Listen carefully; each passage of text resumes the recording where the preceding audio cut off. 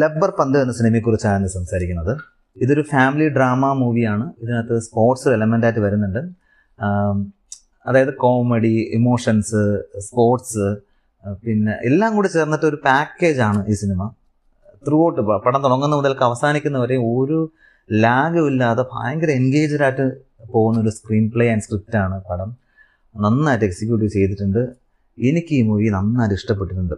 പിന്നെ പ്രധാനമായിട്ട് പറയാവുന്നത്, നമ്മളിൽ പലർക്കും നമ്മുടെ ലൈഫുമായിട്ട് കണക്ട് ചെയ്യുന്ന ചില മുഹൂർത്തങ്ങൾ സിനിമയിൽ എവിടെയെങ്കിലുമൊക്കെ വരും.